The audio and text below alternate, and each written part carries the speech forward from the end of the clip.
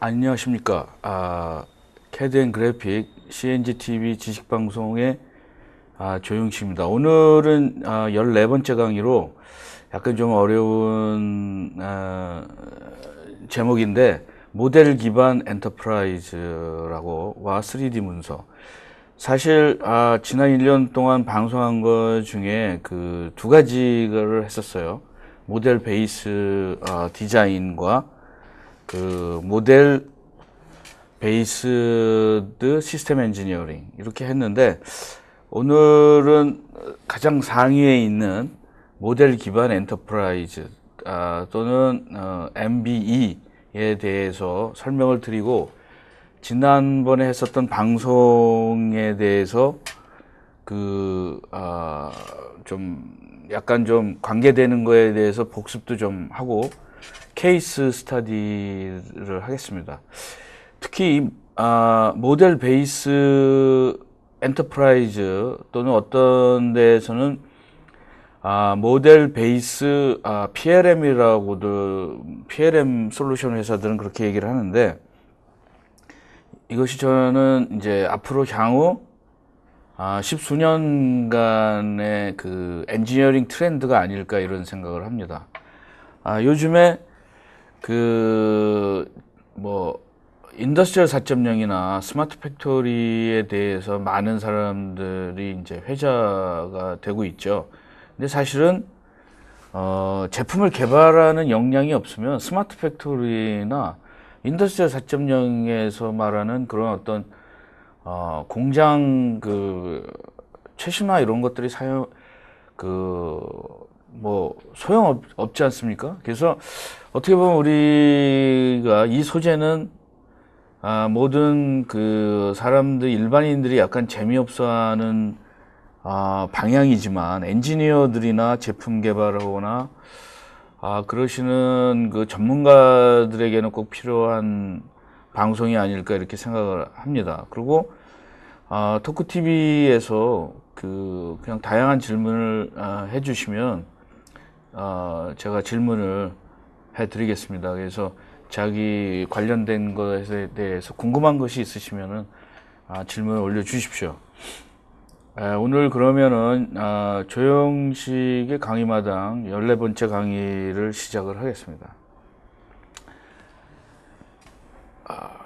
모델 기반이라고 일단은 그 해석을 하는데, 이게 역사가 뭐 그렇게 아주 짧은 편도 아니에요. 모델 베이스드라는 것이. 그래서 모델 베이스드, 여러분들이 캐드나 이런 데 관련된 분들은 모델 베이스드 디피니션이라는 말을 많이 들으셨을 테고, 그 다음에 여러분들이 설계 엔지니어고 현업이라면 모델 베이스드 디자인이라는 말을 많이 종종 들었을 겁니다. 근데 약자가 둘 다 MBD예요. 그래서 MBD라는 말을 많이 쓰는데, 어떻게 보면 MBD와 그 약자 두 개가 완전히 굉장히 다른 개념입니다.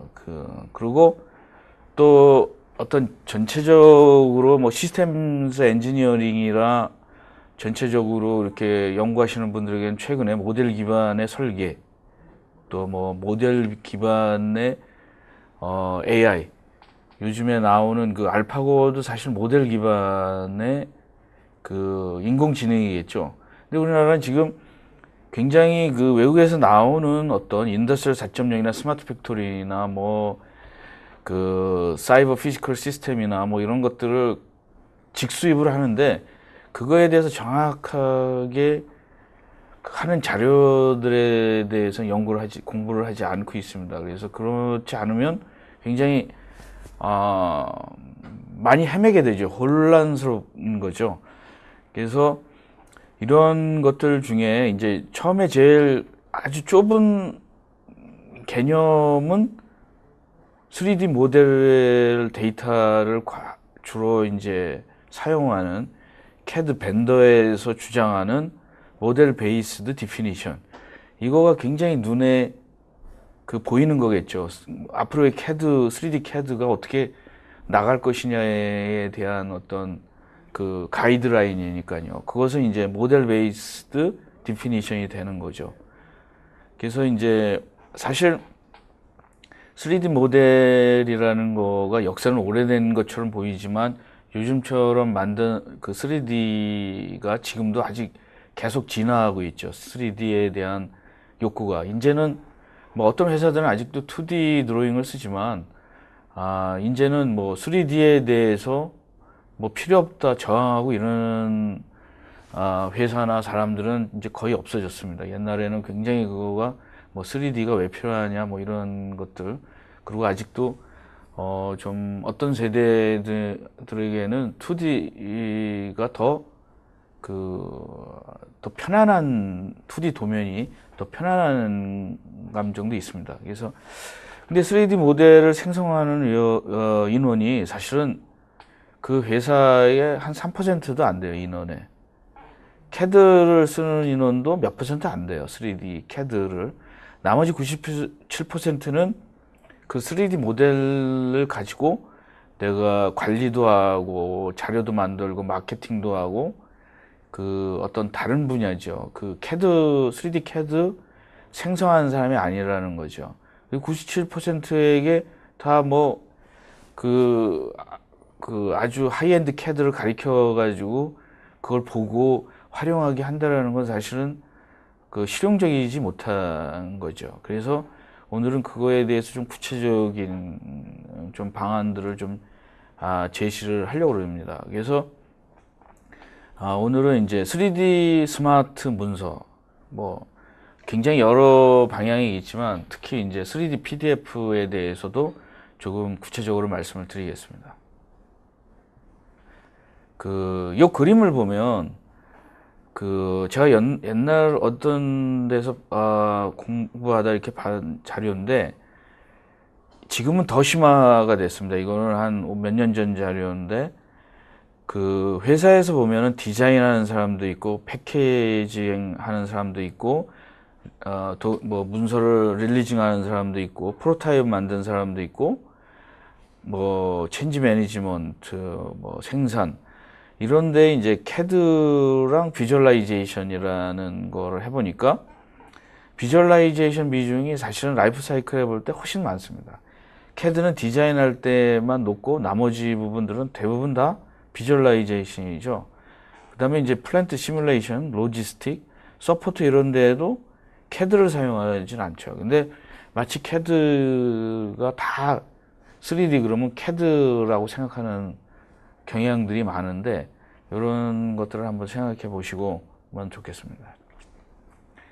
근데 이제 오늘 좀 말씀드릴 거는 3D 스마트 문서에 대해서 직접적으로 말씀을 드리겠는데 저는 3D PDF 형태를 선택을 했습니다. 왜냐하면 3D라는 거는 3D를 생성하는 그 소프트웨어는 제가 조사한 것만 해도 200~300가지가 됩니다. 자기 포맷이 굉장히 많아요.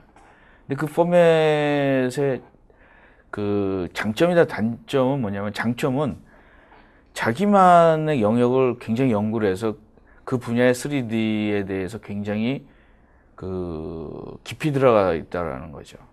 단점은 뭐냐면은 어떤 융통성이 없다라는 거죠. 뭐 그 자신의 포맷을 가지고 뭐 어떤 고객이나 뭐 자기 옆에 부서에 그 소프트웨어나 뷰어가 없는 데다가 뿌린다는 거는 그 사람들이 그거 볼 수가 없는 거죠. 그리고 또 하나의 대안은 뭐냐면 뷰어라는 게 있는데 저도 한 20년 가까이 그 뷰어를 했는데 뷰어도 수백 가지입니다. 근데 뷰어라는 것이 결국 내가 소프트웨어를 새로 설치를 해야 돼요. 그리고 뷰어도 계속 그 소프트웨어가 볼 수 있는 소프트웨어가 업그레이드해서 버전이 올라가면 계속 그것도 새로 사거나 제한적이 되는 거죠. 3D 뷰어를 볼 수 있는 것이 보통 대개 보면 어떤 뷰어든지 한 30~40가지 이상을 넘지 않는 것 같아요. 그래서 뭐 만능 뷰어라는 건 존재하지 않습니다. 그래서 고정을 하나를 시켜놓고 다른 벤더드가 그런 포맷을 만들어서 와서 그걸 사용하는 것이 더 합리적이지 않을까 저는 생각을 오래전서부터 했어요. 그게 가장 흔하면서 iOS 그 스탠다드인 그 PDF입니다. 그래서 PDF의 폼에 3D PDF라는 거는 3D 문서라는 건 뭐냐면 일반적인 3D 정보를 문서에다 집어넣는 거예요. 그리고 3D PDF는 PDF 리더에서 3D 정보를 읽을 수 있는 거가 3D PDF라고 정의를 하는 겁니다. 근데 그 PDF가 아도비 회사에서 나왔지만 그 어떤 포맷은 오픈이 됐어요. 어떤 사람도 그 PDF 제너레이션을 할 수 있어요. 뭐 제한적이지만 어떤 뭐 한국에서도 그 3D 엔진이나 뭐 이런 걸 사서 자기 회사에서 3D PDF를 생성을 해주는 그런 솔루션도 있어요. 한국에서 개발한 것도 있고 전 세계에서 개발한 건 뭐 수백 가지겠죠. 그리고 3D PDF도 굉장히 다양한 그 회사들이 컨버터 회사들이 있습니다. 오리지널을 좀 큰 회사도 있고 굉장히 작은 회사도 있고 특화된 회사도 있습니다. 그거에 대해서 좀 더 자세히 설명을 드리겠습니다. 저희가 왜 PDF 형태를 했냐면 모든 PC에 있다는 PDF 리더가 설치가 됐습니다. 그리고 다른 어떠한 3D 포맷도 그 리더나 뷰어를 설치를 해야지 볼 수가 있는 거죠. 그러니까 자꾸 뭘 설치하는 거에 대해서 비용도 들고 굉장히 싫죠, 사람들이. 내 컴퓨터나. 그리고 굉장히 대중화됐기 때문에 요새 태블릿이나 뭐 모바일에서도 볼 수가 있는 거죠. 3D PDF 같은 것들은. 그래서 그런 것들을 가져서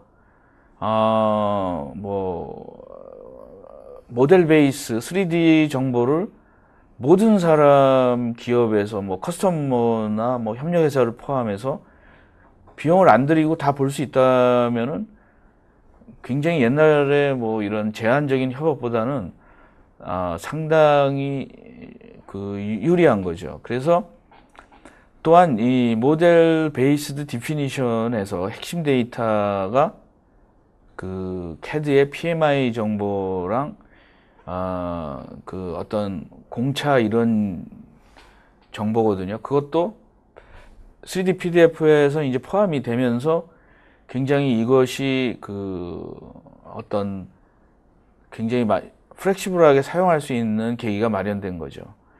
그러므로 모델 베이스드 엔터프라이즈와 3D PDF의 결함은 굉장히 저렴하게 더 그 다양한 기능이 있으면 더 좋겠죠. 그래서 중요합니다. 그래서 모델 베이스드 엔터프라이즈 확장은 영업에서도 쓸 수 있어야 되고 3D 데이터는 물론 3D 애니메이션, 3D 매뉴얼, 3D 뭐 많은 거죠. 3D 그냥 간단하게 3D 형상뿐만 아니라 거기에 관련된 3D를 인핸스 시키는 모든 데이터를 다 전사적으로 비즈니스에 사용하는 거를 이번 시간에 모델 베이스드 엔터프라이즈라고 정의를 하겠습니다. 왜냐하면 모델 베이스 엔터프라이즈라는 개념은 점점 진화를 합니다. 앞으로는 뭐 엄청나게 진화할 것 같아요. 이제 시작이거든요. 이거가 뭐 시작한 지 불과 몇 년 안 되기 때문에 한 1, 2년 그 정도밖에 안 되기 때문에 굉장히 확장성이 대단히 많다고 저는 생각을 됩니다. 그래서 영업, 공급망 관리, 유지 보수, 지원, 마케팅, 구매, 치공고의 모든 기업 활동에 포함돼야지만 모델 베이스 엔터프라이즈라고 말할 수 있다는 거죠. 3D PDF에서 현실적으로 현업에서 가장 요구하는 것이 이것이 이제 한 2, 3년 됐는데 작년에 특히 이제 굉장히 테크놀로지가 많이 발달된 것 같아요. 그래서 3D PDF는 모델 베이스드 디피니션, 모델 베이스드 디자인, 모델 베이스드 시스템 엔지니어링, 더 나아가서는 모델 베이스 엔터프라이즈 환경을 구성하는데 좀 가장 유리하다고 생각이 듭니다. 그래서 3D 모델의 그 주석 환경에서는 반드시 PMI 정보와 GDT 환경을 저비용으로 지원할 수 있기 때문에 굉장히 중요하다는 거죠. 이 그림에 보시면은 3D PTF에서 이런 정보들이 3D PTF 환경뿐만 아니라 이런 걸 즉시 볼 수 있는 거죠. 그리고 이게 진화될수록 계속 요구사항으로 굉장히 많은 그 형상을 보는 거죠. 이걸 해서 3D PDF에서 이런 화면이 나오는데 거기에 누르면 뭐 어떤 그 움직인다든가 뭐 회전 이런 거는 여지껏 됐는데 뭐 애니메이션도 되고 뭐 어떤 변화도 되고 해석 데이터도 볼 수 있고 시뮬레이션도 가능한 그런 환경이 언젠간 오겠죠. 점점 발달이 되고 있습니다. 또한 우리가 요구하는 거는 요새 트렌드인 굉장히 저렴한 비용으로 거의 돈이 안 들게 우리가 PDF 사용하는 것이 비용이 거의 안 들기 때문에 PDF를 사용하는 거 아닙니까? 그래서 그런 것들에 대해서 말씀드리겠습니다. 3D 모델과 3D 모델 베이스, 특히 이제 PDF 뭐 이런 데서 보면 이런 화면을 보실 수가 있어요. 그래서 옆에 있으면은 CAD에서 데이터를 가져와서 그 CAD를 가지고 뭐 옆에 왼쪽 그림처럼 익스플로딩도 할 수 있고 애니메이션도 할 수 있고 그다음에 치수도 정확하게 할 수 있고 고급 CAD에서는 이런 것들이 뭐 되는 거죠. 그리고 이제 뭐 점점 뭐 익스플로딩 같은 것들은 뭐 옛날에는 옵션이었고 비싸고 그랬는데 이거를 3D PDF에서 할 수 있다면 저비용으로 돈도 안 들리고 그렇다면 굉장히 전사적으로 수천 명, 수백 명이 기업에서 같이 사용하면서 시뮬레이션을 할 수 있다면은 그런 자체가 모델 베이스드 엔터프라이즈가 아닐까. 옛날 도면을 가지고 평면을 가지고 하는 것보다는 엄청난 그 직관과 많은 그 CAD 전문가가 아닌 사람들도 굉장히 쉽게 접근할 수가 있는 거죠. 뭐 안전이라든가 뭐 이런 뭐 CAD와 전혀 마케팅하는 사람들인가 이런 사람들은 CAD가 굉장히 불편하거든요, 그게. 그리고 그거를 뭐 어떤 부서에서 이런 걸 보기 위해서 CAD 라이센스를 사가지고 비싼 라이센스를 사가지고 볼 수 있는 것도 아니고 그 다음에 CAD 데이터는 무겁기 때문에 뭐 모바일이나 뭐 이런 데 관리자들이 보기에도 굉장히 무거운 거죠. 그 다음에 이런 모양을 하고 있는 거죠. 3D PDF와 모델 베이스 디피니션에 자세히 보면 이런 것들 자기 그 CAD뿐만 아니라 거기에 필요한 생산에 필요한 모든 수치, 공차, 뭐 리퍼런스 뭐 이런 것들이 다 포함되어 있는 거죠. 그래서 3D PDF에 대해서 좀 뭐 어려움은 이렇게 하세요. 뭐 인더스트리얼 3D PDF. 그러니까 산업용으로 CAD 데이터 모든 CAD 데이터를 3D 데이터를 그 변환시켜서 그걸 가지고 우리가 일반적으로 갖고 있는 보통의 PDF 리더에서 볼 수 있는 거죠. 3D의 어떤 형상이나 뭐 이런 것들을 볼 수 있는 거죠. 여기 보시면 옆에 있는 거는 실질적으로 만들어서 그걸 잘라서 옛날에는 이런 것들을 많이 했죠. 잘라서 내부가 어떤지. 그렇지만 PDF 3D로 하면 뭐 CAD를 내가 안 열어도 PDF에서 똑같은 그 시뮬레이션 모습이나 동영상을 볼 수 있는 거죠. 여기는 이제 전번에 강의했었던 모델 베이스 시스템 엔지니어링에 대해서 잠시 복습을 하겠습니다. 그 모델 베이스 엔터프라이즈는 그 기업의 프로세스가 들어가기 때문에 그 프로세스는 자료 관리와 프로세스입니다. 엔터프라이즈의 핵심은. 그래서 이런 엔지니어링 디자인 프로세스들을 총망라하는 것들의 개념은 오랜 전통을 가진 모델 베이스 시스템 엔지니어링에서 도입이 됐습니다. 근데 이것이 요즘에 와서 왜 각광을 받냐면 앞으로의 대부분의 제품들, 스마트 제품들 그 스마트 제품은 기존에 우리가 그 하드웨어를 디자인했던 기계나 뭐 이런 걸 기계과 출신이나 뭐 전자과 출신 이런 분들이 나 뭐 이런 토목 이런 분들이 하기가 어려워요. 왜냐하면 그 안에 그 임베딩 소프트웨어가 들어가기 때문에. 그래서 시스템 엔지니어링을 왜 도입을 했냐면은 임베딩 소프트웨어와 제품을 동시에 개발할 때 시스템 엔지니어링 프로세스가 최적화되기 때문에 이런 그 모델 베이스 시스템 엔지니어링을 도입을 해야 된다는 거죠. 근데 모델 베이스 시스템 엔지니어링과 옛날 시스템 엔지니어링과의 차이는 옛날 시스템 엔지니어링은 테스트를 많이 했어요. 실질적으로. 예를 들어서 항공기 개발하면 지제작을 만들어 가지고 그걸 비행 시험을 하거나 뭐 제품을 만들어 가지고 계속 테스트를 하는데 그 비용이 굉장히 많고 시간도 오래 걸립니다. 근데 모델 베이스드 시스템 엔지니어링은 그 3D 모델을 그 시뮬레이션을 많이 하자라는 거죠. 근데 지금 와서 기술도 발달됐고 컴퓨터 파워도 많이 좋아졌고 그 다음에 이제 그 소프트웨어도 굉장히 비주얼라이제이션이 잘 돼 있기 때문에 지금은 굉장히 이게 가능해진 거죠.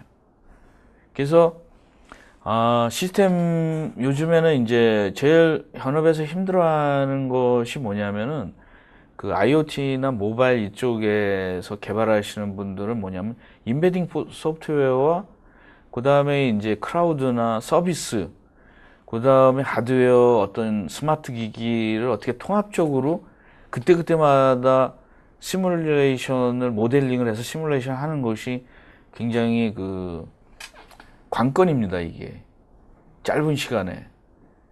그러다 나중에 이걸 따로따로 했다가 그 출시하고 나서 엄청나게 욕을 먹거나 그 리스크가 무지하게 커진 거죠. 또 하나는 뭐냐면은 이제 이거 말고 일반적으로 있을 때는 어떤 뭐 풍력 발전소나 이런 거는 어떤 걸 실질적으로 만들어서 그 전에는 어느 정도까지 그 형태는 했지 않습니까? 디지털 모갑이라는 걸 가지고. 그래서 디지털 모갑을 하는데, 이제는 형상이 아니라 작동하는 거, 어떤 애니메이션이나 어떤 CA적인 것들이 왔을 때 어떻게 반응하는 것까지 시뮬레이션을 하고 싶다라는 거죠. 그게 이제 점점 화두가 되는 거고, 또 하나는 어떤 이런 걸 하면서 시뮬레이션을 즉각즉각 해야 되기 때문에 옛날처럼 어떤 단계적으로 전통적으로 개발하고 이런 게 아니라 그때그때마다 그걸 시뮬레이션해서 나머지 모델링을 어떤 우리가 굉장히 요새 힘들어하는 어떤 전기 부분이 있지 않습니까? MCAD와 ECAD 그걸 통합해서 시뮬레이션을 하자라는 것이 이제 모델 베이스 디자인 또는 이제 그걸 확장한 것이 모델 베이스 엔터프라이즈가 되겠습니다. 또한 이제 이런 핵심은 3D 모델이 기본이고 또 이제 요거는 뭐 전에 이제 복습이고 또 넘어가겠습니다. 근데 어디 보니까 이제 모델 베이스 엔터프라이즈 뭐 거기다 한번 올려주세요. 모델 베이스 엔터프라이즈 처음 들어보시는 분. 그다음에 모델 베이스 디자인이나 디피니션은 좀 많이 들어보셨죠. 모델 베이스 엔터프라이즈 수준 레벨을 어떤 회사들은 이렇게 레벨을 제로에서 6단계까지, 그러니까 어떻게 보면 7단계. 제로는 그냥 기존의 2D 드로잉 단계를 했고, 레벨 1은 2D 단계와 여기 이제 좀 설명을 드리는데, 제로는 드로잉 센트릭이라는 거죠. 2D 도면을 했죠, 그동안. 그 다음에 이제 레벨 1은 모델 2D 모델과 3D 모델을 혼용해서 쓰는 것 단계고, 단계 2는 이제 3D 모델로 이제 2D 모델을 2D 드로잉을 더 이상 안 쓰고 3D 모델을 전적으로 쓰는 거 레벨 2. 그 다음에 이제 세 번째는 완전히 모델 베이스 디피니션이 돼가지고 뭐 시뮬레이션도 3D로 하고 대개 다 3D로 하는데 그 PDM과 연결이 안 된 상태죠. 아마 제가 볼 때는 모델 2에서 3가 제일 많지 않을까 지금. 그러고 사실 어떤 회사들은 모델 베이스 디피니션을 가지고 PLM과 가지고 연결해서 많이 진도가 나갔는데, 이제 PLM 가지고 충분하게 노하우가 생긴 회사들은 몇몇 리딩 회사는 없는 것 같아요. 그 다음 단계가 모델 베이스드 엔터프라이즈라는 거죠. 왜냐하면 이 모델 가지고 그 설계에만 사용하는 게 아니라 이걸 가지고 매니팩처링에도 사용하고 마케팅에도 사용하고 이런 것들이 이제 모델 베이스드 엔터프라이즈라는 단계가 레벨 5라는 단계죠. 최종 단계인 모델 베이스 엔터프라이즈 레벨 6는 웹으로 사용하는데 웹. 그러니까 내가 어디 가든지 그 웹을 통해서 모델 베이스 엔터프라이즈를 사용할 수 있다는 거죠. 이건 쉽지 않죠. 돈도 많이 들고. 그래서 뭐 6까지 있는 데는 뭐 미국도 아주 하이테크 회사들 몇 개 회사들밖에는 없는 것 같아요. 자, 모델 베이스 엔터프라이즈 라이프 사이클은 뭐 비슷합니다. 그 PLM의 라이프 사이클과. 그래서 뭐 요거는 이제 소프트웨어적으로 포함돼 가지고 그래피컬 모델링 해놓고 그 다음에 코드 제너레이션을 하고 시뮬레이션, 베리피케이션, 타겟 인터그레이션, 오토매틱 버리피케이션 이렇게 또 라이프 사이클이 간다고 합니다. 그래서 제 생각에는 좀 여러분들이 모델 베이스드 엔터프라이즈에서는 시뮬레이션, 옵티마이제이션, 그 다음에 뭐 분석, 어널리스, 그 다음에 밸리데이션, 베리피케이션이나 밸리데이션, 그 다음에 비주얼라이제이션 이런 것들이 사실은 키워드예요. 그래서 모델 베이스 엔터프라이즈 환경을 분석하면 이렇게 돼 있답니다. 리딩은 임플리멘테이션을 쓰는 거죠. 생각을 아니라 직접 적용하는 거죠. 각 부서에 어떤 특정한 부서에서만 쓰는 게 아니라 이제 전체 전사적으로 이걸 많이 쓰는 거죠. 그래서 이런 볼 수 있는 거고, 그 다음에 모델 베이스드 디자인의 프레임워크 이것들을 다 쓰면은 이제 정말 모두 다 쓰면은 엔터프라이즈가 되는 거죠. 이런 게.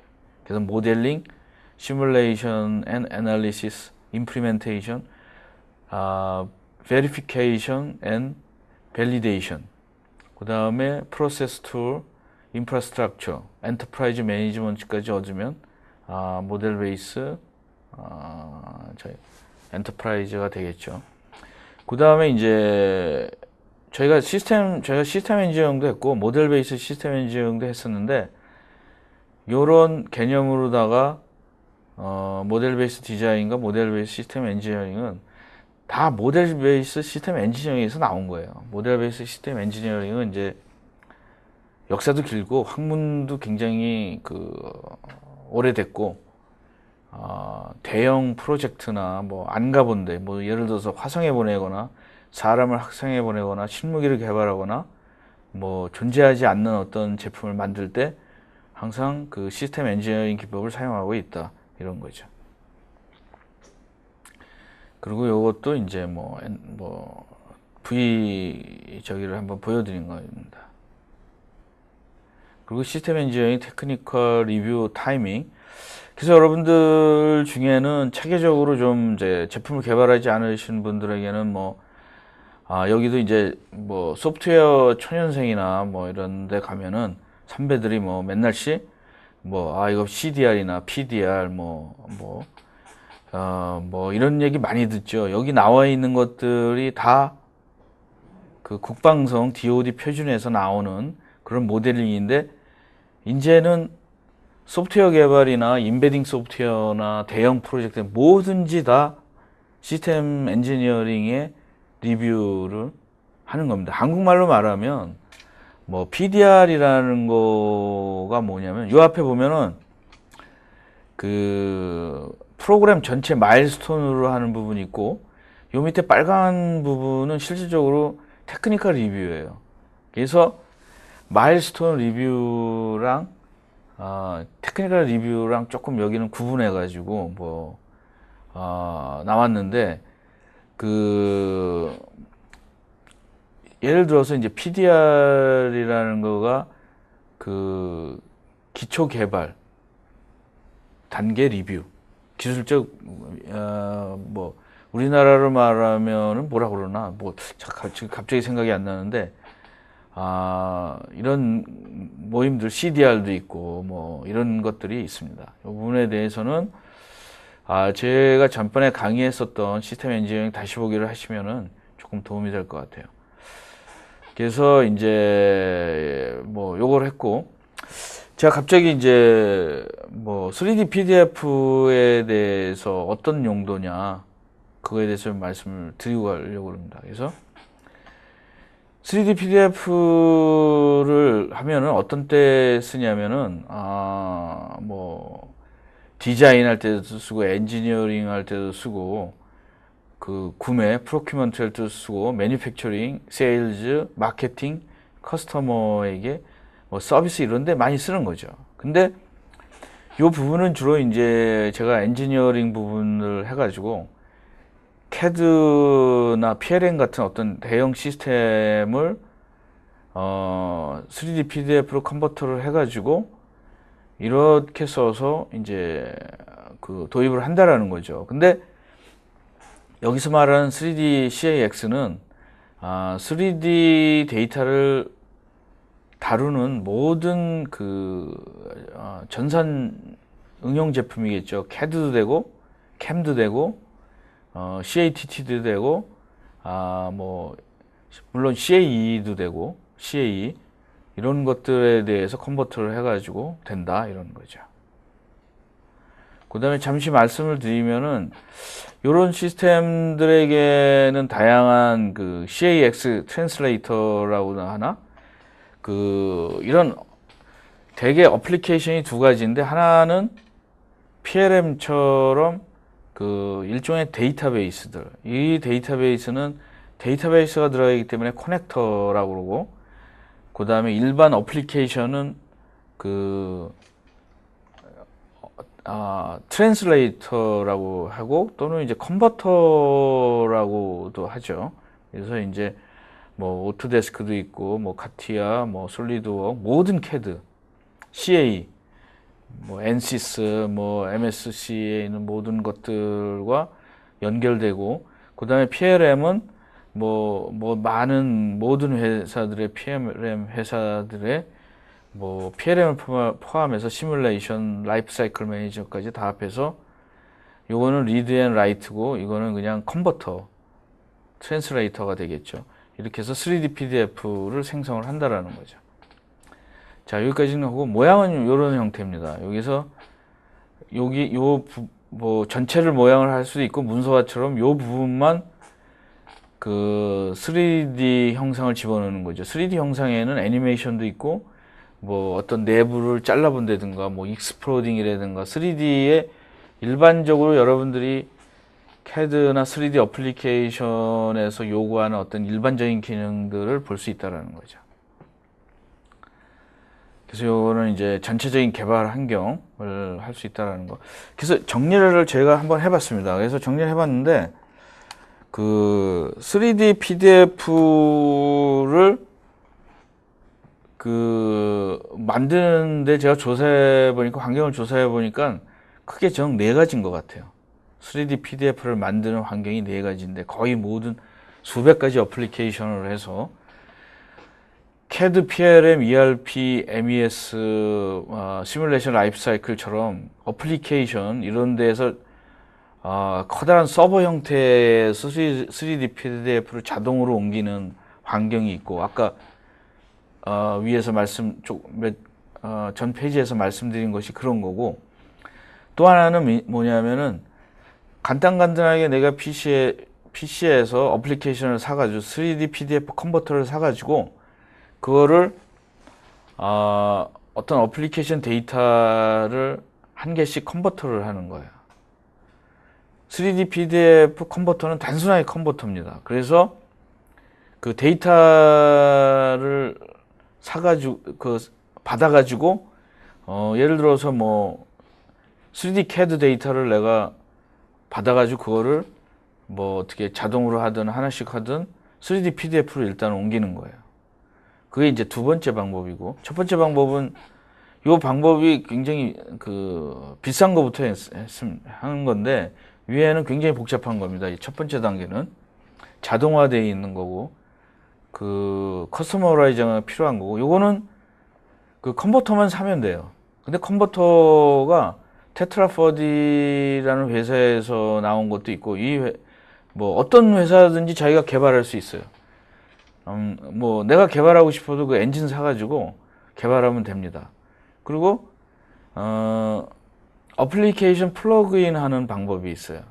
요거는 이제 유명하지 않은 그 특수화된 다양한 솔루션에 대해서는 어떤 회사가 팝니다. 그 회사의 이름은 제가 잊어버렸는데 3D PDF 플러그인 그러면 금세 나올 겁니다. 그 회사는 한 6, 7가지 플러그인을 팔아요. 이건 제가 볼 때 한 20만 원 정도고, 이거는 한 7, 80만 원 정도 하는 것 같아요. 제가 가격은 잘 모르겠습니다. 그래서 요거는 이제 그 팀에서 뭐 내가 어떤 사람이 NX를 쓰고 어떤 내 옆에 있는 동료는 카티아를 쓰고 어떤 동료는 크레오를 쓴다, 오토데스크를 쓴다. 그러면 그 사람이 받아다가 다 PDF로 이 사람이 다 컨버터를 해줬어요. 이 사람 것도 되고, 그런 컨버터를 하는 거고, 요거는 플러그인이기 때문에 제가 보니까 한 20만 원 정도 되는 것 같아요. 플러그인은 자기 어플리케이션에다 설치하면 그 어플리케이션에 플러그인이 돼서 그 3D PDF로 그 메뉴를 딱 누르면은 3D PDF로 전환을 해주는 거예요. 그래서 요거는 이제 요 부분들은 PMI나 이런 어떤 CAD나 엔지니어링 솔루션인데, 요 어플리케이션 플러그인 방법은 어떤 엔지니어링 솔루션보다는 다양한 그 3D 솔루션이 있죠. 맥스라든가 아니면은 빔 CAD 아키텍처에서 건축에서 쓰는 레빗이라든가 오토데스크의 인벤터나 이런 소프트웨어들이 있지 않습니까? 이런 소프트웨어들이나 오토데스크의 내비게이터인가 이런 것들을 플러그인을 하면 다양하게 3D PDF로 변환될 수 있습니다. 이건 플러그인. 그 어플리케이션에 자기가 어플리케이션을 가지고 있으면 그거를 거기에다가 넣어서 한다는 것이고, 그 다음에 이제 이거 컨버터는 자기가 어플리케이션이 없어도 데이터만 있으면 컨버터가 되는 환경입니다. 그 다음에 이제 가장 저기는 3D CAD 안에 옵션으로다 내가 어떤 CAD를 샀으면 거기에 3D PDF로 옵션을 사든지 아니면 공짜이든지 이래서 그 컨버터로 옮기는 거야. 근데 이거는 굉장히 맨 밑에 있는 건 단순해가지고 그냥 3D PDF 화면에 있는 것만 3D PDF 옮기는 거고, 나머지 것들은 다양한 옵션들을 가지고 있는 것 같아요. 더 비쌀수록. 근데 이제 3D PDF로 옮긴 다음에 여기에서 멈추는 게 아니라 3D PDF 인핸스먼트라는 어플리케이션을 사용하면 3D 애니메이션이나 3D 퍼블리싱이나 3D 템플릿, 그 다음에 인터랙티브 봄 이런 것들을 자기가 고객한테 넘기기 전에 가공할 수 있다라는 거죠. 보안도 굉장히 다양하게 가공하고, 여기에 있는 3D PDF는 그냥 기본적인 3D PDF고, 요것까지 만들어야지만 모델 베이스 엔터프라이즈가 가능하다고 저는 생각이 듭니다. 근데 비용이 많이 들진 않아요.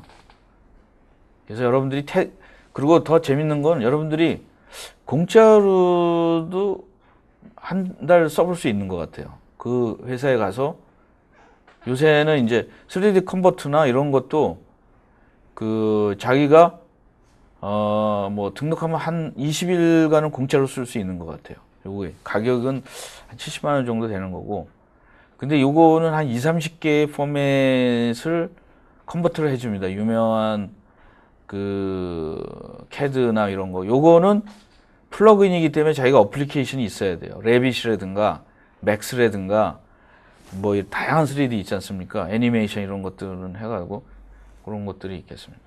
여기까지 아마 한 장으로 설명해 줬으면 좀 저도 요거를 하는데 좀 맨 처음에는 혼란이, 굉장히 다양한 회사들이 뭐 수십 가지의 회사들이 있기 때문에 굉장히 혼란스럽습니다. 뭐 플랜트 같은 것들도 여기에 그 플랜트 포맷 같은 거 좀 특이해서 플러그인 소프트웨어를 사셔서 아마 해야지 3D PDF를 만들 수 있을 것 같아요. 뭐 벤틀리나 뭐 이런 것도 있지 않습니까? 플랜트 이런 것들. 3D PDF를 이게 왜냐면 인테그레이션 해가지고 돈을 하는 것보다는 이게 훨씬 나은 것 같아요. 자, 그 다음에 그 케이스 스타디로 저도 이게 이제 좀 미래에 저도 공부를 좀 많이 해야 되는데, 이런 일반적으로 모델 베이스드 엔터프라이즈라는 말을 사용하는데, 락히드에서 디지털 테페스트리가 그 어떤 그 직물 같은 거지 않습니까? 디지털이라는데 이 용어를 얘네들이 쓰기 시작했습니다. 뭐냐면은 디지털 다양한 기능들을 그 옷감 짜듯이 연결을 시켜서 새로운 이노베이션을 하겠다라는 거죠. 그래서 제가 나중에 요거에 대해서는 굉장히 굉장히 어려운 뉴 테크놀로지이기 때문에 용어도 우리나라로 해석을 이게 안 되더라고요. 그래서 DT가 이거 디지털 짜집기? 디지털 직물 짜집기? 근데 내용은 디지털 진짜 융합이죠, 융합. 모든 기술을 컨셉츄얼 디자인에서부터 오퍼레이션 이런 라이프 사이클에서 모두 다 디지털을 사용하는 겁니다. 엄청나게. 그래서 여기 보면은 락히드 마틴의 정의는 디지털 테페스트리는 seamless, connected, conceptual design, verification,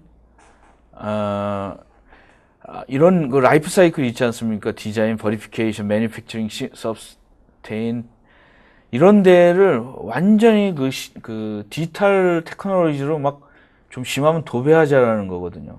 그래서 요거에 대해서 그 락히드 마틴은 지금 가장 성공하고 있는 하이테크 회사예요. 보잉이나 이런 거보다 그 락히드 마틴은 우리가 알고 있는 가장 지구상에서 가장 테크놀로지를 많이 사용하는 회사입니다.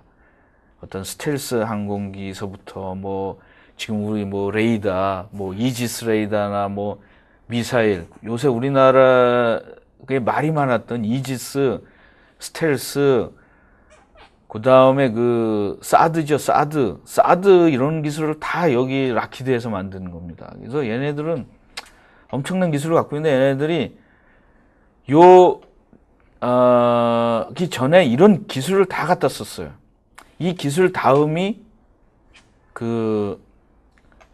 디지털 테피스트리라는 거죠. 디지털 테피스트리에는 요렇게 엔지니어링, 프로덕션, 퀄리티, IT, 서프라이 체인, 커스터머에 모두 다 사용한다고 이럽니다. 그래서 하나씩 보면은 예를 들어서 컨셉츄얼 디자인을 할 때 3D 비주얼라이제이션을 사용해서 어떤 우리가 앞으로 만들 거를 비주얼라이제이션을 시뮬레이션을 한다라는 거죠. 이게 요런 개념들이 맨 처음에 뭐 디지털 매니팩처링이나 요새 말하는 스마트 팩토리에서도 많이 이런 개념을 갖다 쓰고 있는 거거든요. 그 다음에 디자인 어널리시스에서도 만들어 가지고 버추얼 모델링을 만들어 가지고 로우 코스트 3D 프린터로 만들어 봐서 테스트 한 다음에 다시 이제 그다음으로는 시뮬레이션을 계속 옵티마이제이션이나 시뮬레이션을 가상으로 하면서 돈을 나오기 전에 모든 것들이 다 끝난다라는 거죠. 그다음에 시스템 매니팩처링에는 3D 프린터를 대형을 인더스트리얼 스케일로다가 사용을 해가지고 그게 모델 베이스 엔터프라이즈 얘네들 버전으로 적용을 한 거고 지금 사용하고 있습니다. 이 사람들은. 그래서 어셈블리 테스트도 이런 것들을 사용하고 그 다음에 오퍼레이션 서브스테인먼트까지 다 모델 베이스 엔터프라이즈를 사용한다라는 거죠. 그래서 모양을 보면은 케이스 스터디가 요즘에 사용하는 것들을 이런 걸 사용하고 있죠. 버추얼 리얼리티로 설계해서 컨셉츄얼 디자인을 할 때 이런 것들을 하는 거죠. 이런 얘네들의 디지털 테페스트리가 일종의 모델 베이스 엔터프라이즈의 를 가지고 얘네들 나름대로 케이스 스터디를 만든 겁니다. 그리고 이제 요런 것 CAD뿐만 아니라 CAD 설계를 하고도 도중에도 이렇게 버추얼 리얼리티 같은 것들을 사용해서 자기네들이 직접 어떤 기기 같은 걸 구동해 보는 거죠. 우리 전에 디지털 모캅이나 이런 거를 해서 한 단계 더 발전된 상태인 거죠. 근데 이게 문서도 3D 쓰고 그래서 결론적으로 얘기하면은 제가 이제 너무 이게 다음에 한번 좀 트렌드에 대해서는 좀 말씀을 드리고 이번에는 사실은 현재 우리가 가능한 3D PDF나 이런 걸 좀 더 말씀을 드리려고 했었는데 모델 베이스 엔터프라이즈의 앞으로 방향이나 이런 거가 어떤 거라는 것을 알아야 되기 때문에 제가 나중에 이런 걸 말씀드렸습니다. 그래서 디지털 모델 베이스드 엔터프라이즈의 핵심은 모델 베이스 3D 데이터 관리와 모델 베이스 설계, 그 다음에 모델 베이스 시스템 엔지니어링 프로세스의 결합입니다. 그리고 두 번째, 3D 시뮬레이션, 해석, 시험, 검증, 이것이 이제 기업의 핵심 경쟁력으로 부상이 됐어요. 옛날에는 이런 것들이 그냥 어떤 한쪽 부분에서 처음에 대체할 조그만 어떤 부서에서만 하는 건데 이게 전체적으로 결정하는데 어떤 비즈니스를 결정하는데 가장 중심 핵점이 되는 거죠. 그 다음에 이제 세 번째, 모델 베이스 엔터프라이즈 케이스 스터디 중에 지금 다양하겠죠. 여러분들 회사에서 우리는 3D 도면과 3D 시뮬레이션을 가장 밸리데이션으로 하겠다. 최고 경영자도 시뮬레이션을 보고 내가 결정을 하겠다라고 하면은 그거 역시 모델 베이스 엔터프라이즈 케이스 스터디죠. 근데 케이스 스터디는 수십 가지인데 제가 그래도 가장 핵심적으로 하고 있는 데가 럭히드 마틴의 디지털 테페 짜집기, 디지털 융합 이런 것을 케이스 스터디로 한번 보여드렸습니다.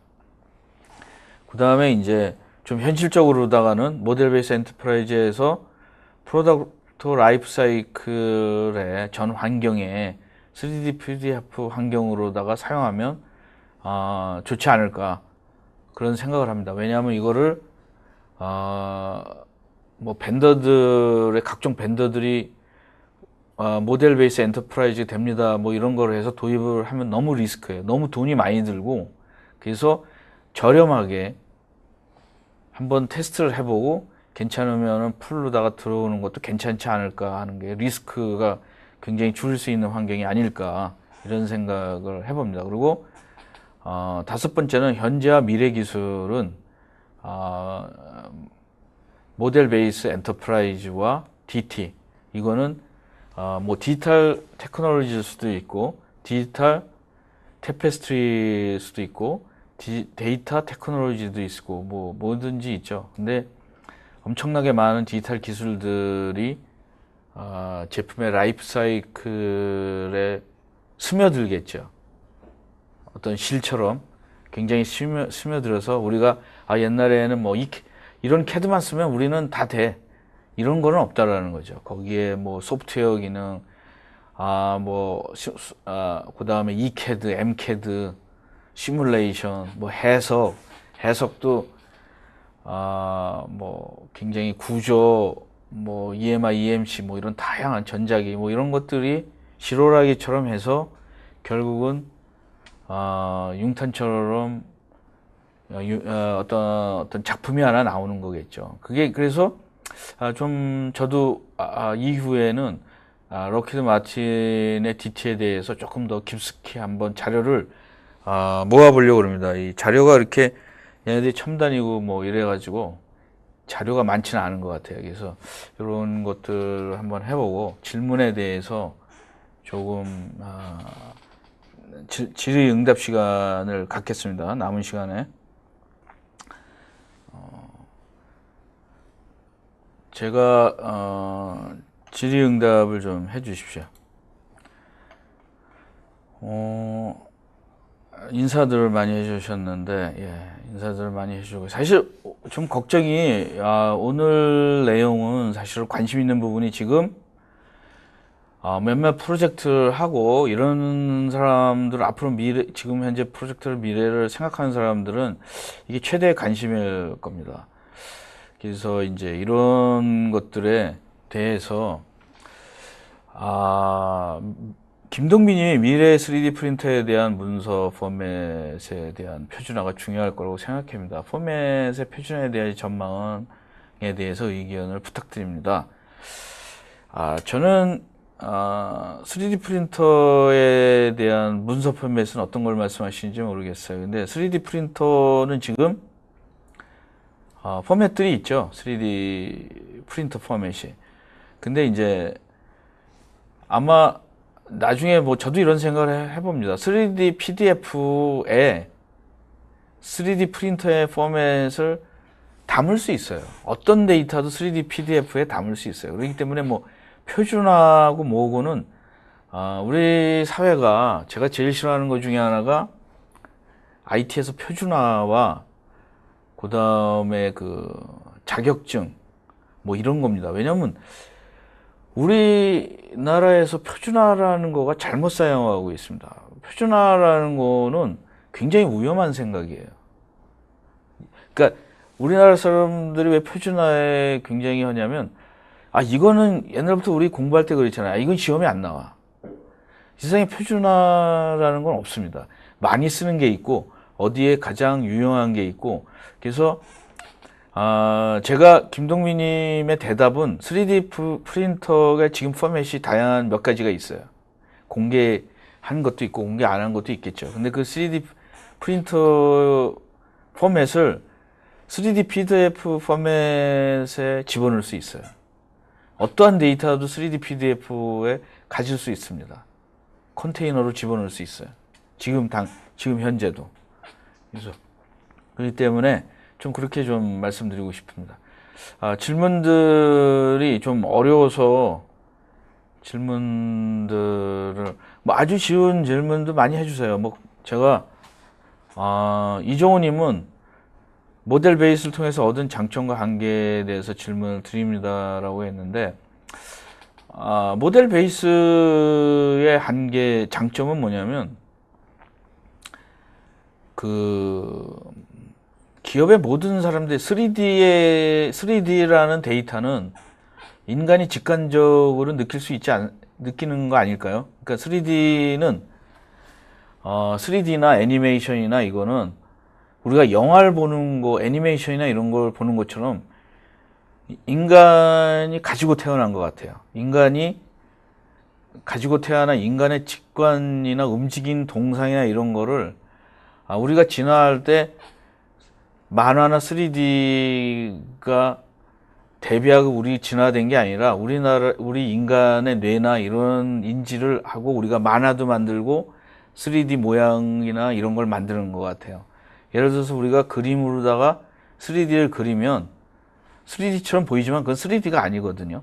그래서 어떤 2차 평면에서 보이는 모든 3D는 가짜 3D죠, 사실은. 진짜 3D는 어떤 피지컬 상태는 3D지만 우리가 그 3D 화면에서 보거나 종이나 디스플레이에서 보는 3D는 가짜 3D인데 우리가 그 3D처럼 느끼는 거죠. 돌려서 보고 뒷면도 볼 수 있고. 근데 그게 인간의 뇌나 우리의 욕망에 있기 때문에 그 모델 베이스로 가는 거죠. 자연스럽게. 그래서 뭐 예를 들어서 이런 거죠. 흑백에서 칼라로 가는 거. 그 2D 그림에서 3D로 가는 거.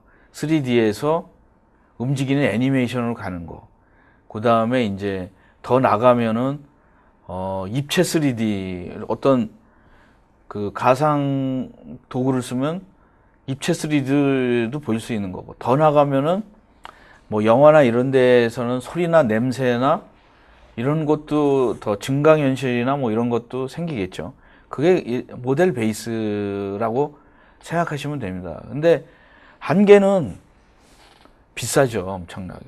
그리고 회사들마다 다 자기네들이 모델 베이스 디피니션을 하기 때문에 예를 들어서 회사끼리 스탠다드를 안 만들어요. 표준화 절대 안 합니다. 장사하는데 그 사람들이 자기 것만 만드는 거죠. 그래서 빅3 캐드 회사의 빅3인 뭐 다소나 뭐 PTC, 그다음에 지멘스, 그다음에 또 하나 이제 오토데스크도 전환대로 자기네 포맷으로 모델 베이스들을 갈 겁니다. 이거를 다양하게 했을 때 그 돈을 내는 거죠. 굉장히 힘들어지는 거죠. 그래서 그 가격이나 그 비용 대 효과 이런 것들을 보시는 것이 가장 중요하지 않을까 이런 생각을 하고 있습니다. 서영준님은 국방 분야에 적용하고 있는데 필수적으로 해결할 부분이 어떻겠습니까? 라고 그랬는데 락히드 마틴에서 지금 쓰고 있는 이것이 국방 분야에서 시작을 한 거예요. 국방 분야라는 거가 우리나라는 뭐냐면 국방 분야라는 거는 되게 리스크가 많아요. 그리고 제가 좀 말씀 안 드리고 시스템 엔지니어라고 말씀을 드렸는데 모델 베이스 엔터프라이즈나 모델 디피니션이나 모델 시스템 엔지니어 중에 가장 중요한 게 뭐냐면 모델을 만드는 거지 않습니까? 그래서 모델을 시뮬레이션 하는 거가 자동화를 하는 거예요.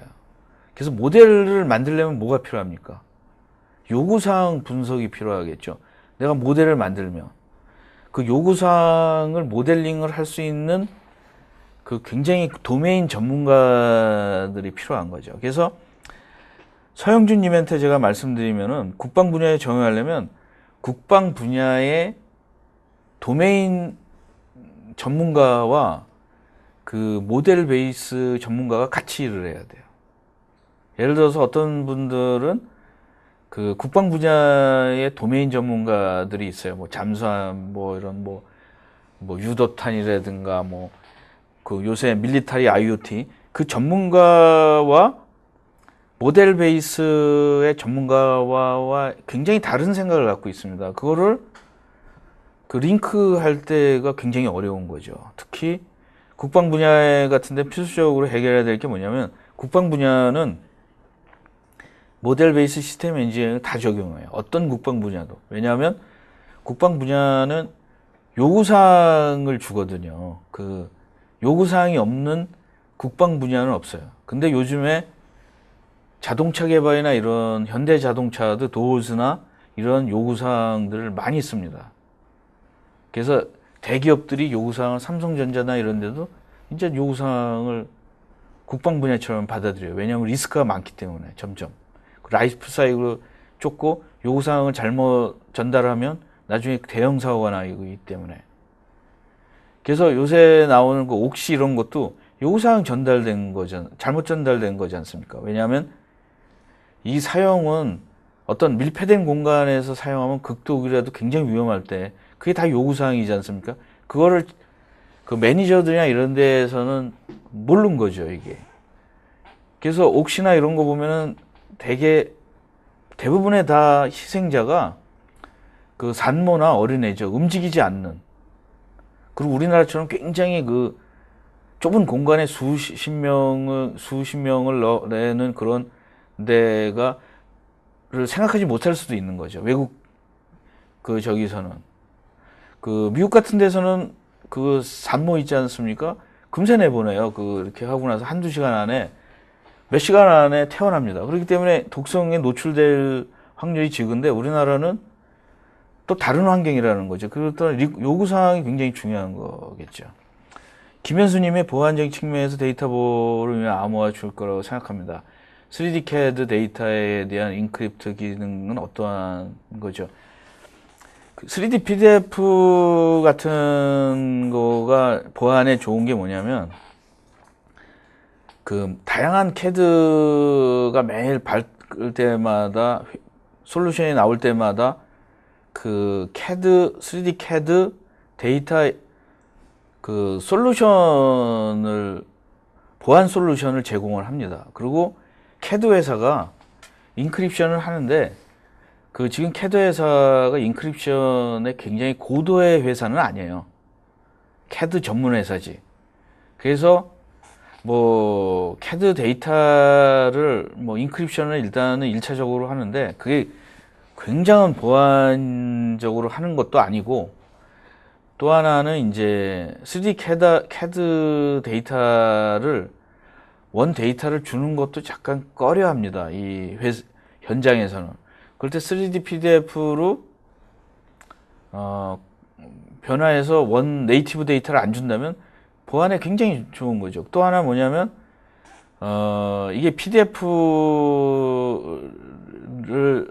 형태면은 아도비 회사가 보안이 굉장히 높습니다. 가장 높은 회사 중에 하나예요. 근데 단 그 보안을 일반적인 보안에서 더 엄청나게 높은 보안을 하려면 그 아도비 회사의 라이트 매니지먼트라는 그 인크립션 전문 그 강화된 솔루션을 구입을 해야 돼요. 그런 데에서 그럼 최고의 보안이 되겠죠. 그 뭐 예를 들어서 뭐 국방이나 이런 데에는 뭐 128비트의 최대의 보안을 할 수 있는 거죠. 엄청난 보안이 되는 거죠. 전문적인 라이트 매니지먼트 시스템을 사용할 수 있다. PDF 인핸스 환경에서는 그런 것입니다. 그래서 질문은 여기까지 하겠습니다. 뭐 더 많은 질문들이 있으신데 그리고 이거를 한번 다시 보기를 하시거나 또 나중에 공부를 더 하시다가 질문이 있으시면은 제가 페이스북에 토크IT나 CNGTV 방송 그 페이스북 페이지가 있어요. 거기다가 그 질문을 올려주시면은 제가 답변을 해드리겠습니다. 오늘 강의는 여기까지 마치겠습니다. 시청해 주셔서 감사드리고 다음 시간에 다시 뵙겠습니다.